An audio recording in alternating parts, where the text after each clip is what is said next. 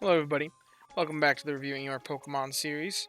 On this episode, we're going over none other than this shiny Eevee that was sent in by none other than Calliphe. Um, now, Calliphe here has sent in quite the long paragraph explaining their conundrum, because basically they're trying to determine what the best option for evolving this Eevee is. I'll summarize it so that not half the video is me just reading this, but it's quite the paragraph, and congrats to them for writing out this much. It's definitely the longest paragraph I've gotten yet. So, included screenshots. So I caught this a while back, early November, but was told it was pretty meh and I could just use it as a Potmon or another Vaporeon, but not much else. Now that I have a much better grasp of the game, I wish I invested in this much earlier and actually tossed the literal 3 seeds it would need onto it instead of onto another Pokemon at a time. Now, they go on to say that they also have this shiny Flareon that they've invested, despite it being kind of mid, but shiny, fun, we understand that. And then they also invested up this Vaporeon, and they're questioning really what to do with it. Now, a couple things to note is that they're thinking maybe Jolteon, because it's got decent trigger rate. But they don't know because they have a Rufflet, soon to be Braviary, that triggers quite a bit. And they are lower in their trigger rate, so not knowing. They also already have 2 Wigglytuffs, but are interested in maybe a Wobbuffet and Leafeon combo at Lapis, because that might be kind of funny. They don't really have much for other pot filler mons, so maybe they could go that route. But then they're asking if I was in the position, what would I choose? Why for a specific Eeveelution? Why not for the others? Really like to hear your thoughts. So, anytime. Thanks for sending it in, Calliphe. I think it's a pretty interesting situation. I think this Eevee, or this shiny Eevee, does have merit.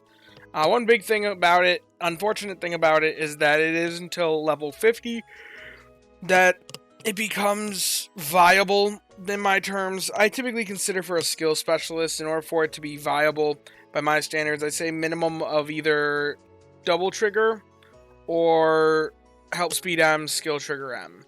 And this one does have that potential, because it would take at least 2 sub-skill seeds, maybe 3, and then a couple main skill seeds as well to get it up there, depending on which route you go. Now, when it comes to Eeveelutions, when we really look over the Eeveelutions, just ignore that for now. When we look at all the different Eeveelutions that are in the game, there are only so many that I consider to be worthwhile for investment if you're actually going to invest them up. And I'll just go through them one by one. So you already have a Vaporeon. I don't think you really need more than one Vaporeon. This Vaporeon specifically is pretty decent, especially if you eventually give this a sub-skill seed. Now, something to note, you are currently free to play.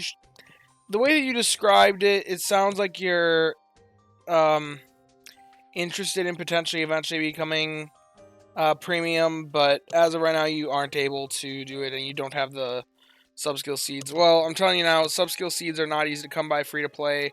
They're very rarely given out in events. They're usually only given to premium players, aside from the limited amount that you get from badges. So they're very, very hefty investments, so maybe not necessarily invest like that. And that's what makes this guy a very hefty investment if you are to invest. So, if we look at all the Eeveelutions, you already got a Vaporeon. Granted, it would take a lot of main skill seeds to make it actually really work, because you want it to be max skill level for a skill specialist to actually be good at what it does.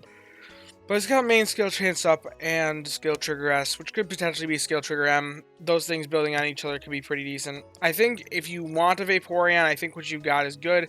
And it's got a dual purpose of eventually, when it's level 50, it's got the Sleepers combo. Dream Shard bonus, Research XP bonus, which is a nice little added bonus. When it comes to my Pokemon that I have for that, I usually only have it on Pokemon that are trash and just have that combo and literally nothing else going for them, that I can just swap them in and use them for a night to get those bonuses. But this one, you could have something that actually contributes with value while also having that combo, which is kind of nice. And I think ingredient magnet Pokemon are kind of meh in the meta overall. I'm sorry, I'm recording this late at night, so I'm pretty tired. But anyway,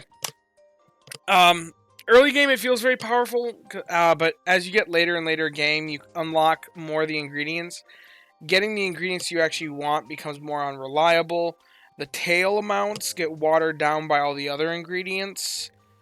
And you're really just trying to make meals later on. So Vaporeon is one that kind of loses, in my opinion, it kind of loses value as time goes on. So, given that you already have one, I wouldn't suggest that route. Jolteon and Umbreon, you do talk about this a little bit with Umbreon. You know that it needs Berry Fighting S by most people's standards because it's not very good for its main skill and main skill alone. I think that mindset might be changing a little bit with the advent of Darkrai on the horizon. But we'll only see as time goes on, so maybe consider holding it and seeing the impact of Darkrai, because honestly, I've done some preliminary analyses before, and Umbreon, while it's not amazing for healing, it's definitely the worst healer. Every single energizing for cheer Pokemon that's a skill specialist definitely provides more energy to the rest of the team than Umbreon does. But it's not as bad as I think a lot of people give it credit for. Its crit chance is like estimated to be around 50%. So I think there might be something for it if Darkrai becomes relevant, depending on how Darkrai's skills. And given that you started back in October, I assume that you have a Darkrai. If not, I'm sure you'll be able to get one during the event, because it sounds like they're going to make it relatively accessible for most players. So, maybe Umbreon might be a good option, but as of right now, yeah, you're completely right in saying that Berry Fighting S is pretty much a necessity on Umbreon in order to even be worth consideration. And even then, you're not using Umbreon because it's extra powerful with Berry Fighting S. You're using Umbreon because otherwise it'd be a waste, is kind of the idea.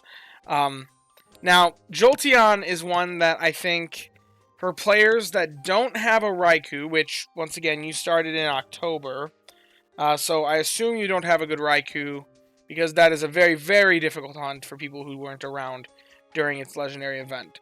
If you have a good Raikou, then realistically, I think that it could work, because pairing a stacker with or a stacking Pokemon like Jolteon with a legendary that matches, or the legendary that matches typing with a stacker, is a very powerful combo for a berry bombing core. But like I said, I don't think that's even an opportunity for you at this point. I wouldn't ever suggest to hunt a Raikou to make this Eevee viable, because that is an insane hunt, an absolutely insane hunt. So I wouldn't recommend Jolteon, because the only other option for Jolteon is to use it for general use, and I really would only ever advise that if it's got Berry Fighting S, just to take advantage of Jolteon's really high natural base speed. So it's actually semi-decent for berries comparative to some of the other Pokemon here. And then on top of that, its skill, what it does is it forces a fixed number of helps on a random Pokemon on the team.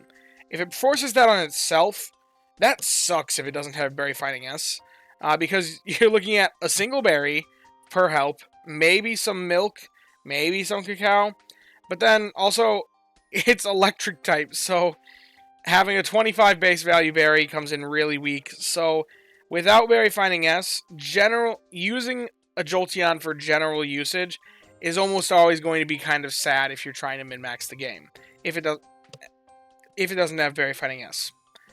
Now, Leafeon is the one Eeveelution that I honestly, if you're trying to min-max the game, I recommend to never, there is no case to invest a Leafeon in my opinion. Because it's a energizing cheer healer that is worse than Wobbuffet at this point. They share the same island. You could theoretically invest two of them, but I wouldn't recommend investing two skill specialists up with skill seeds, especially for free-to-play, for that have favored berry at the same island. So there's not even like a weird niche carved out for it having a weird island with favored berry, or any weird legendary synergy. Instead, you have that they're competing with Gardevoir, the best healer in the game, for the same island. Now, theoretically, you have to catch Gardevoir at that island, so you could theoretically hunt Leafeon for prior to Lapis, so you have a healer for the Lapis, but I'd say just stick with the healers that you're already using, and you'll probably just have a better time, especially since they don't take the extra skill seeds.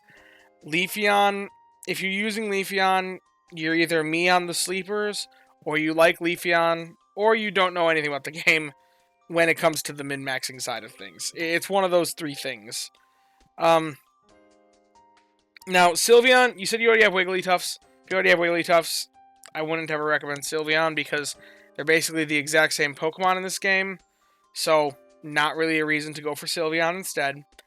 So then the only real options then are the Espeon or the Pod Expanders. Now, you already do have a Pod Expander, but like you said, this one's not the greatest. And realistically, with the advent of bigger and bigger meals coming around, I think having a really reliable Pod Expander could be kind of useful. So upgrading could be a decent idea.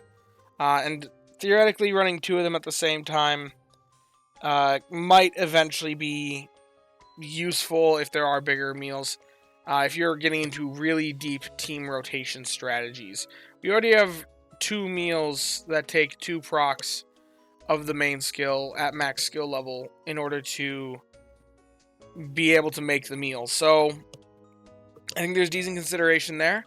I don't think it's necessarily the worst idea to necessarily go for like the Glaceon. Since you already have a Flareon, expand that shiny Eevee repertoire or shiny Eeveelution. And then you have a bit more coverage if you go to Snowdrop or if you go to Top. You can pick your Pod Expander Mon based off of whichever island you're going to. Which can be kind of nice to add just a little bit extra boost to their strength. The only other option then is Espeon, which I know you said you hate the Espeon's shiny. I actually don't. I don't understand why that was hated so much. I personally really like the Espeon shiny, but either way, whether you hate it or love it, Espeon is probably the best Eeveelution that almost any what you can consider good Eevee can turn into. And now it's got even better synergies with Cresselia, if you happen to get a good Cresselia. Now, I did a couple rate my Pokemon calculations on here, just to see kind of how it scored up. And, unfortunately, your Eevee, if I run it for expected skill count, with its current stats, if you can't invest the sub-skill seeds, there are better options. It's roughly 1 in 2 for most of its life about. So it's not the greatest if you're not willing to put sub-skill seeds investment into it, which I'd understand if you want to invest sub-skill seeds because shinies are fun. Shinies are great. Although shiny Eevee is probably one of the most common shinies in the game just because it's easier to get that badge up there. Additionally, we have an event every year. Well, we have both years so far. It's a week long of boosted shiny odds for Eevee specifically. That's probably where you caught this thing, given the timing that you said you caught it on. You said it was November, I think. So, which is around when Eevee week is. So, shiny Eevees are one of the easiest shinies to catch in this game. So, you might actually catch one that's better than this if you're not willing to invest the sub-skill seeds, which I really would not recommend.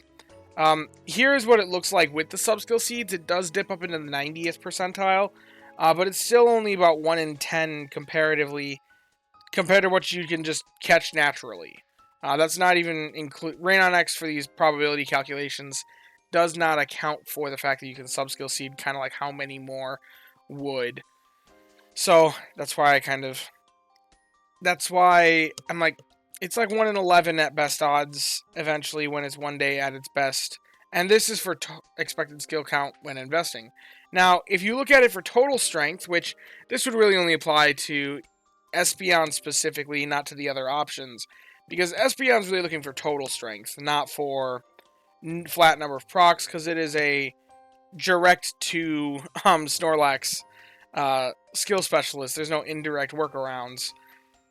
This one specifically, because now Berry Finance is valued more when you consider for total strength instead of for expected skill count, In fact, Berry Fighting Ass actually kind of hurts expected skill count because of inventory impact.